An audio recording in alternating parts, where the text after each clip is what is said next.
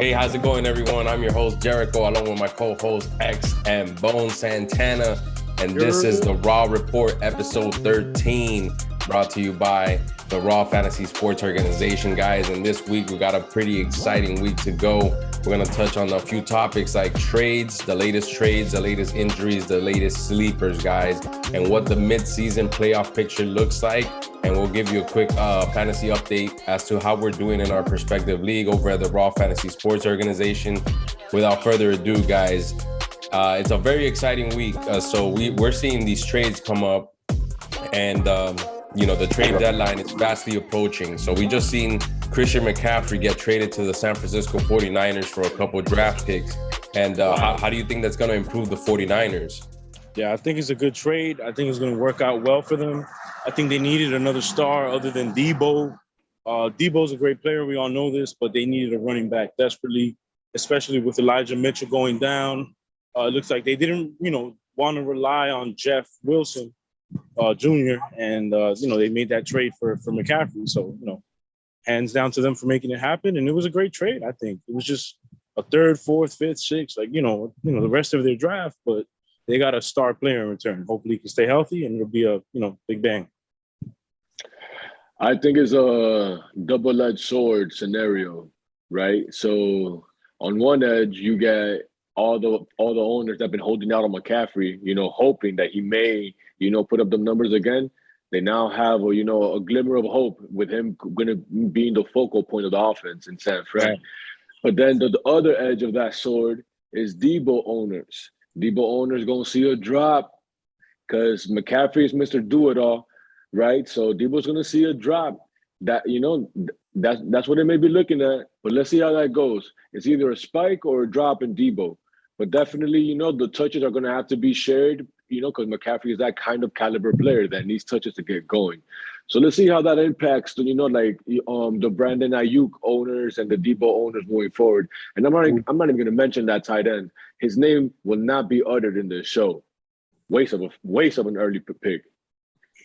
Listen, so I think I think getting McCaffrey is going to improve the situation, but they have a very strange situation. They just had Jeff Wilson as a starting running back. Now they got McCaffrey, which is terrible news for everybody that was hopping on Jeff Wilson.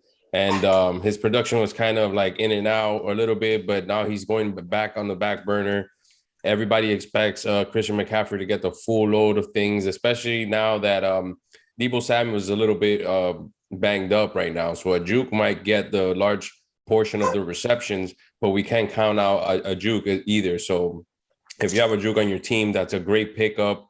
It's a good sleeper coming up. But I do think that it's going to make the 49ers a more solid team because, that's a legitimate running back that can run and catch the ball. So it's almost like having an extra receiver on the field on top of the fact that he's a small freight truck. So it's going to improve the 49ers, probably going to give them that push that they're looking for to get into the playoffs and hopefully, clinch a spot, somewhere down the road. They're not doing too bad, so they might go for a wild card spot if they can't get the top spot in their division right now. I believe the Seahawks are leading there.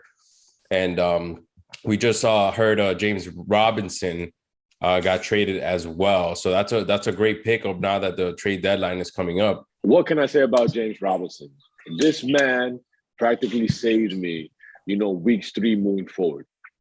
Out of the gate, he, everybody thought ETN was going to be the man for Jacksonville, but Robinson was just from week 3 and up, he was just showing more numbers. I picked him up, I had him on the bench. He's been a great flex play at times. Hasn't been looking too good the last 2 weeks.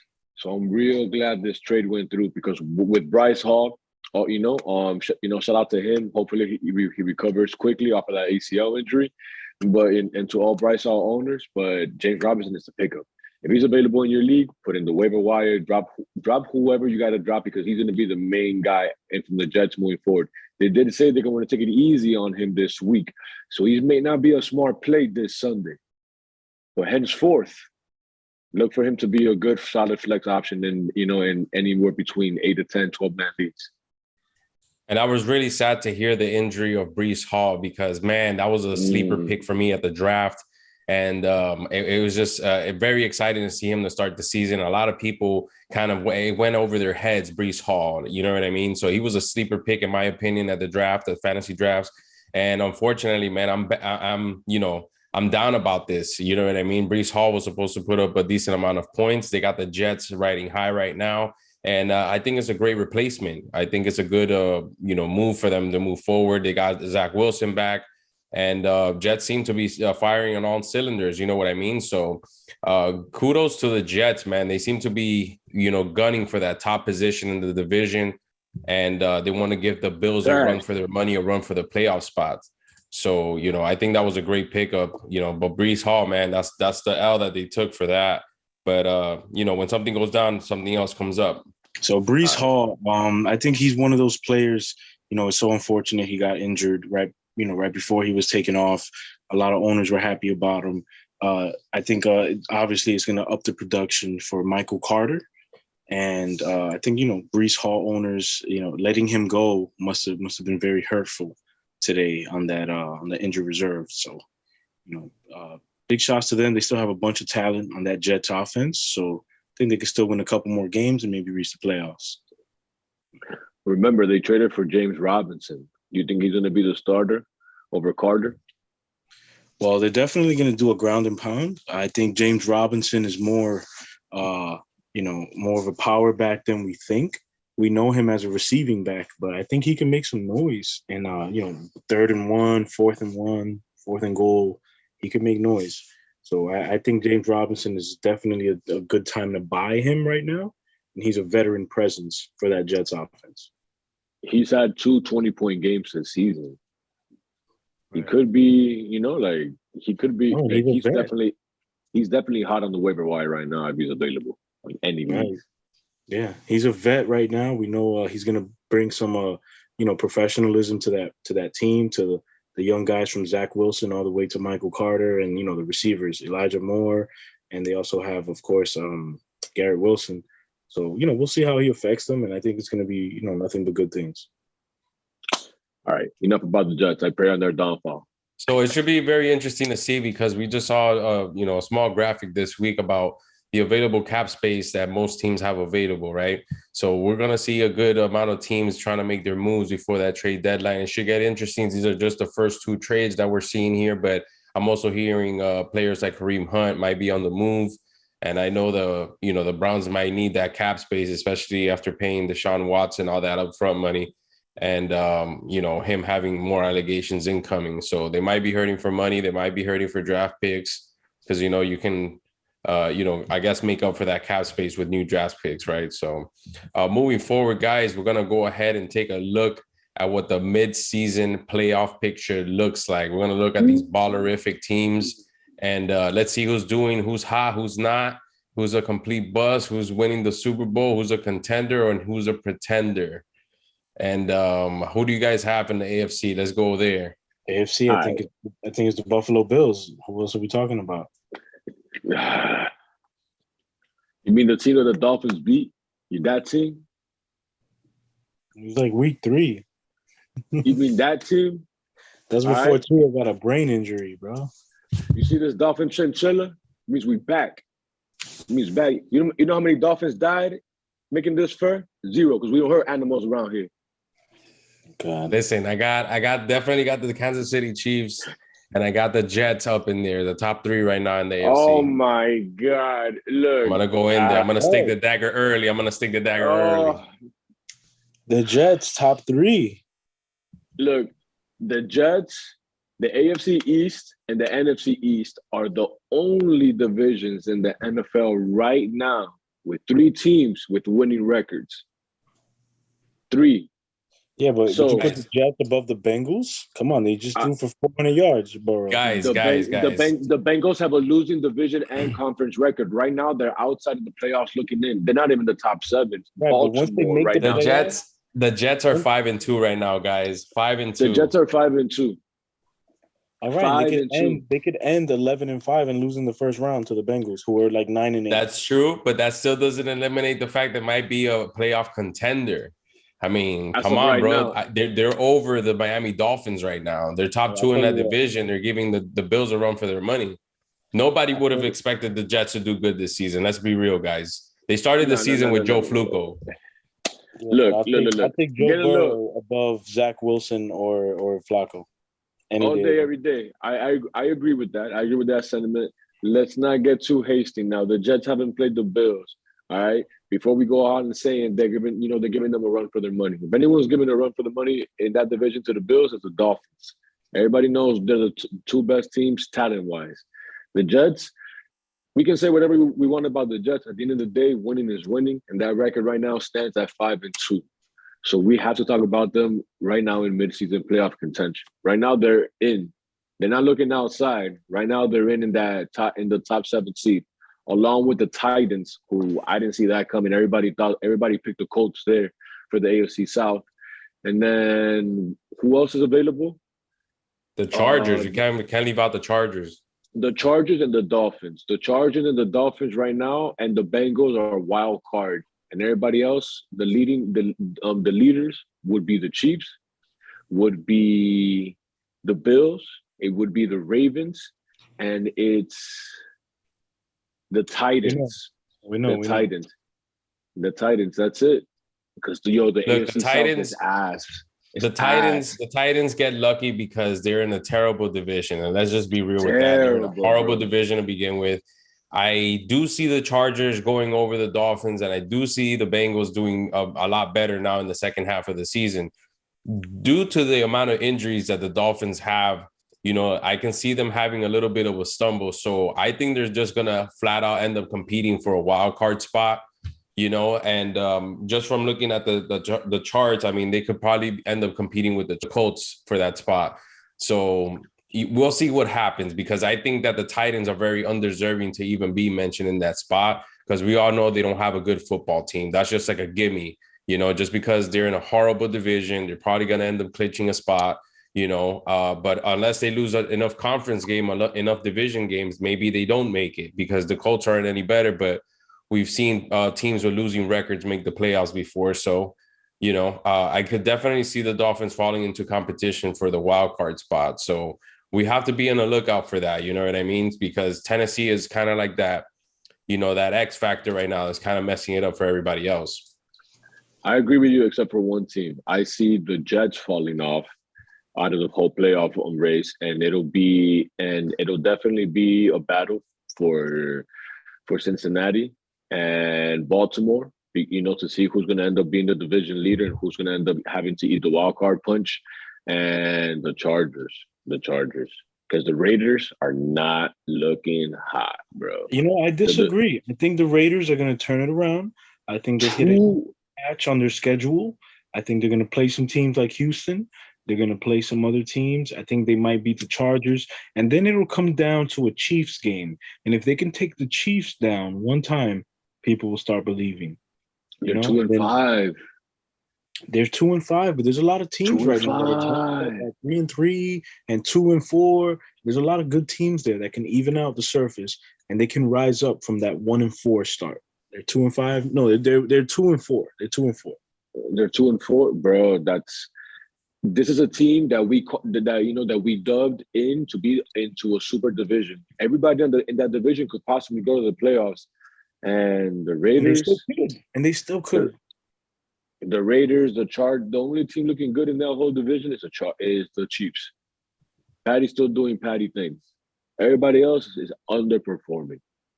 Yeah, Raiders, that's a hands down. We could definitely expect the Chiefs and the Ravens to get back into the playoffs. That's just two hands down contenders. Even though Baltimore is getting a ton of injuries right now, they're gonna bounce back. They're gonna clinch something into the playoffs. It's just a very few teams that they're kind of like in limbo. I personally thought the Bengals were going to do a lot better than what they're doing right now. But we knew that Burrito was going to be compromised from the beginning of the season, started with the surgeries. We didn't expect Jamar Chase to underperform or not put up the expected amount of fantasy points that he normally does. Now you got Tyler Boyd scoring almost 30 points in one game.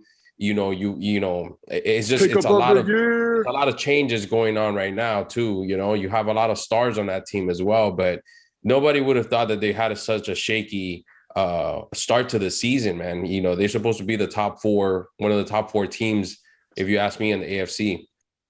So we'll see what happens there. And let's go to the best conference all around. The only conference that's on fire right now, the NFC, baby, the NFC. Let's go. How are the Giants 6-1? Good play calling. With Hey, I've said this a we lot of come to you times as live. well. I said this a lot as well. They have incredible coaching because they don't have anyone. Okay, besides Saquon Barkley, they have zero receivers. We got Dime and Dash. That's all we need. Dime and Dash. That's it. That's all we need. The question everybody wants to know: how much money you throwing at Saquon? $15 million a year.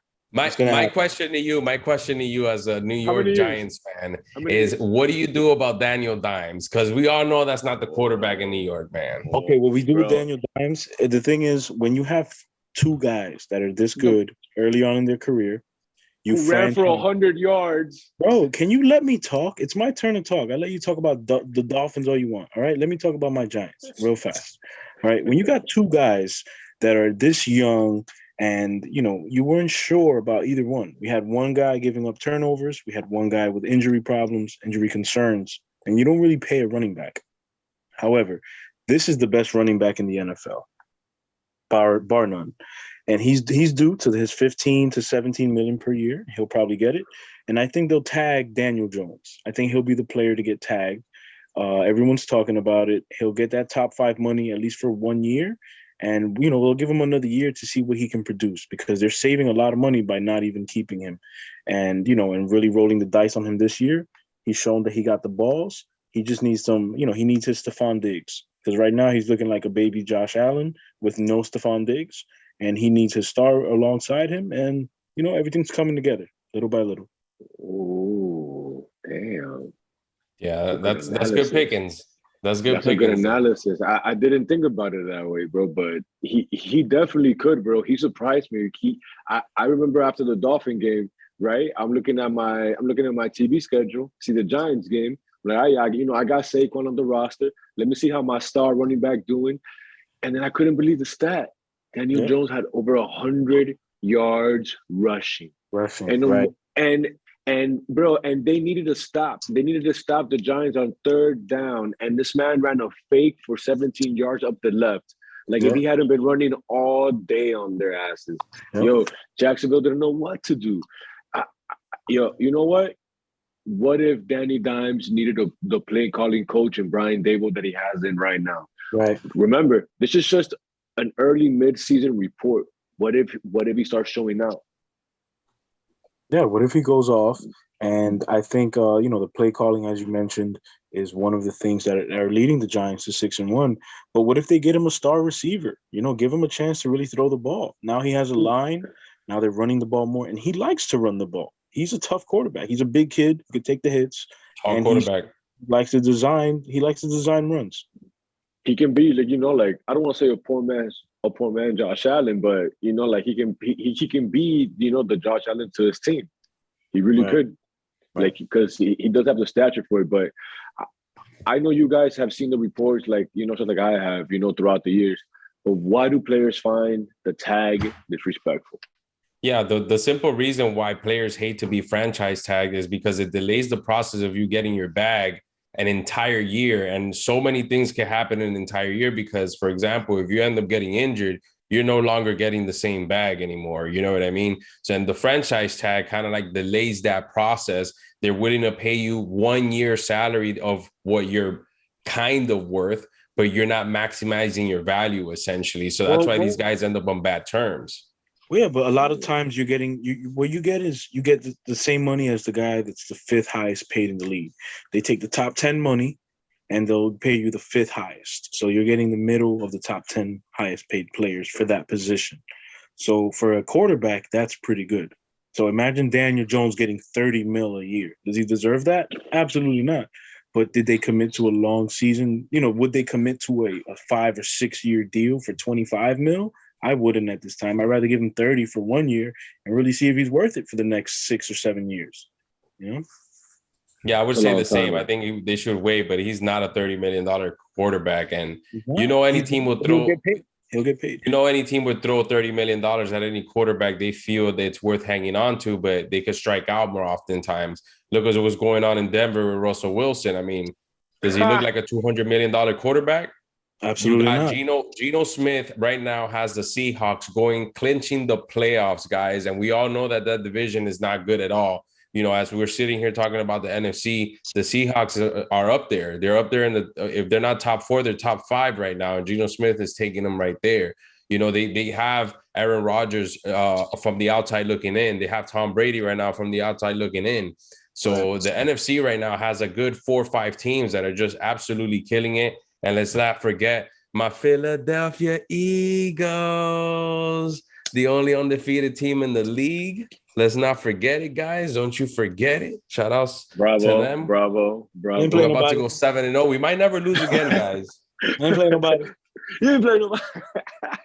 All right. So I do see Green Bay. I do see the Green Bay and the Rams kind of making a little push towards the end here. But those are teams that are not doing too great, man. The Rams, the Buccaneers, the Packers, you know, talk to me, guys. Yeah, I think the Rams are looking washed. I think the Bucs are looking washed. I think the Packers are looking washed. And teams that are rising up above are, you know, teams that we least expected. You know, we got the Giants doing well. Who saw the Giants doing well? Nobody. We also have, you know, even we have another team in the Cardinals. They're looking like they're getting, you know, a little bit healthier. They got Hopkins back from his suspension. They're on the up and up. Kyler stopped playing video games. They're going to do good. New Call of Duty's out. New Call of Duty's out. New Call of Duty out. You mentioned you still got the Seahawks. Even if it's Geno Smith, they're still a very well-coached team. They're disciplined. And, you know, you can't sleep on the Seahawks. You know, you have a lot of teams in the NFC that can still get it done. Look at the Niners. You know, although they lost, the Niners are still a team just because of their front four. They played the Chiefs. That's probably the best team in the NFL. Other than that, the Niners can hold their own. The Niners are third in their division right now at 3-4. Third in their division. They haven't won a single game in their division. They have a losing division record. They're on the outside looking in, and that's a long climb, my brother. The surprise to me this year is 2 teams that I was like, I didn't even think about it twice. I'm like, yeah, they're definitely winning like their division and moving forward. The Packers and the Bucks. Bro, the Niners are 3-4, but they're 1 game back. You're saying it like they're 3 games back. They're 1 game behind the Seahawks, who are 4-3, and they're 3-4. They're third right now, though, right? In the division. They're 1 game back. The whole division is basically tied. The Cardinals, Rams, 49ers, and Seahawks. They're all 4-3 or 3-3, 3-4. Yo, that division has a losing record. There isn't, right? NFC West is a complete loser fest. Like that shit's that's what completely I'm saying. Ridiculous. They all have a losing record. Oh my God. You know what? It's too early to call it because everything that was supposed to happen in that division has not happened. And okay, I feel like but something that we got to touch on first, though, we got to touch on all the mountain of injuries that have been coming down the pipeline. All right. There's an astronomical amount of injuries right now, whether they're concussions or season-ending ACL tears. All right. So the Bucs have injuries. The Carolina Panthers are just a complete circus. All right. They don't have anybody, which we got to get into. PJ Walker, a complete sleeper. An XFL standout. He comes in, he takes the starting job from Sam Darnold. The Carolina Panthers are on their 5th quarterback in the last 12 months. So if you guys can believe that, that's 5 quarterbacks. PJ Walker comes in and just takes down Tom Brady, who we all know is having a mountain of family problems, you know, so he's not even in the game right now. They have Todd Bowles, who is no Bruce Arians. All right, so that's just a complete change in the system. The receivers are not healthy. Where's Julio Jones? Have you guys seen him? About to send out a search party rescue because he's been injured the whole season.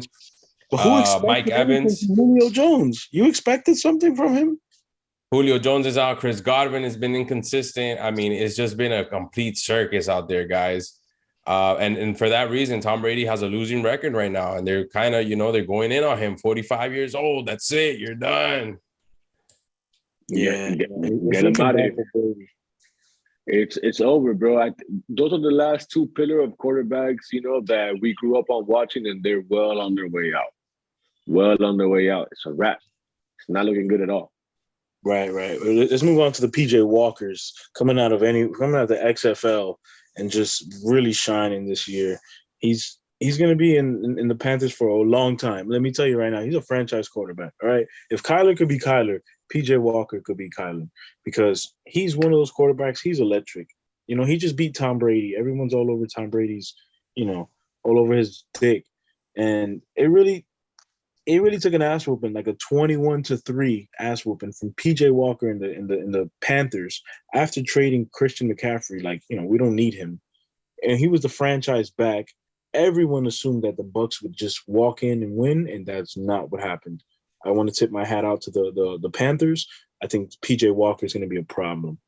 PJ Walker is so exciting to watch, guys. I was one of those crazy fans that actually watched the XFL, the New England reincarnation, and he was just Patty Mahomes out in that field in that league, man. So that's what got him the starting job now. But he was like a 4-string quarterback when the season started. So to see him go out into the fields, get the starting job, beat Tom Brady, and Chuba Hubbard or whatever, he is a standout, man. They traded Robbie Anderson. He just relied on DJ Moore. I mean, everybody kind of like stepped up there. They don't really have anybody in Carolina, So it was a great look for PJ Walker and Chuba Hubbard.